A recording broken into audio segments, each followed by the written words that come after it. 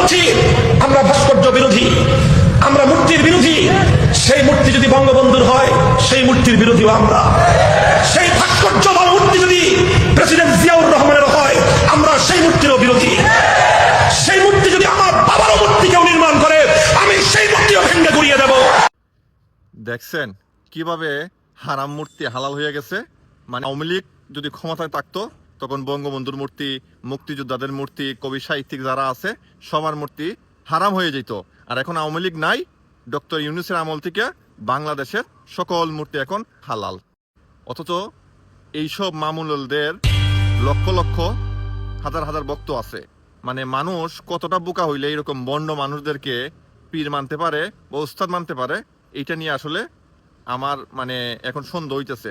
আসলে তাদের ব্রেনটারে এমনভাবে ওয়াশ করে দিচ্ছে এইসব মামুনুল হকরা যে তারা যদি ভুলও বলে সেটাকে তারা সঠিক মনে করে, তারা যদি বাটপারি করে সেটারে তারা সঠিক মনে করে। মানে চিন্তা করছেন, এই মানুষগুলাই আমাদের ধর্মগুরু, এরাই আমাদের ধর্মের ব্যাপারে দীক্ষা দেয়, শিক্ষা দেয়। কি বলবো যে পক্ষে থাকলে সব কিছু হালাল আর বিপক্ষে গেলেই ফতোয়া দিয়ে দিবে এইগুলা হারাম। আল্লাহ এদের থেকে আমাদেরকে হেফাজত করুন, আমাদেরকে সহি বুঝদান করুন। আর মামুনুলদের ব্যাপারে কিছু বলার নাই, কিছু বললেই দেখবেন ওনার অনুসারে সেখানে বলবে তুই দালাল, তুই নাস্তিক। আমি মামুনুল হক সাহেবের জন্য দোয়া করি, আল্লাহ যেন ওনাকে হেদায়েত দান করে এবং উনি মুখে যেটা বলেন সেটা যেন অন্তরে ধারণ করেন, এইরকম বাটপারি না করেন যে আওয়ামী লীগ থাকলে এক কথা আর আওয়ামী লীগ চলে গেলে এইগুলা হালাল। আমি ইউরোপ আসার আগে মনে মনে ভাবতাম যে আল্লাহ পৃথিবীতে এত সব দেশ থাকার পরেও কেন যুগে যুগে নবী রাসূল বা ওলিয়া উলিয়াদেরকে ওই সব আরব কান্ট্রিতে প্রেরণ করছেন বা পাঠাইছেন। তো আমি ইউরোপ আইসা এটার কারণটা খুঁজে পাইছি। এর আগে অনেক কারণ খুঁজছি কিন্তু পাই নাই, কিন্তু ইউরোপ আসার পরে আমি এই কারণটা খুঁজে পাইছি। তবে এটা জানতাম যে আল্লাহ অবশ্যই কোনো একটা কারণের জন্য এদেরকে পাঠাইছেন, আর প্রতিটা জিনিসের পিছনে আল্লাহ অবশ্যই কোনো কারণ রাখছিলেন।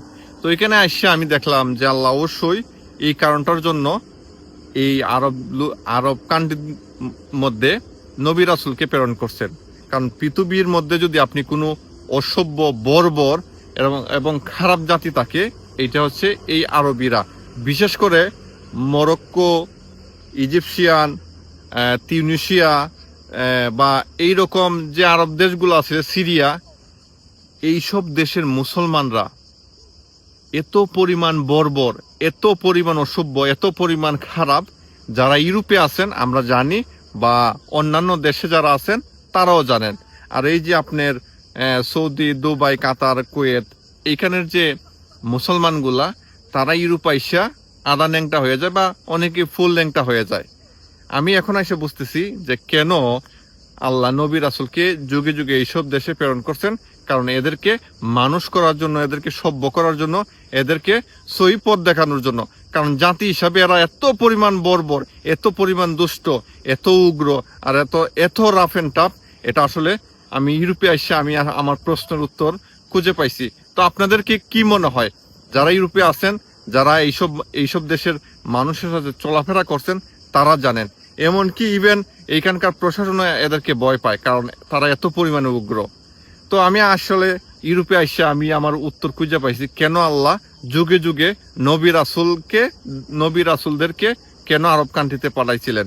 ওই যে আমরা পড়ি যে আসলে তারা বর্বর ছিল, আসলেই তারা বর্বর ছিল, অজ্ঞ ছিল এবং তারা রাফ এন্ড টাফ ছিল।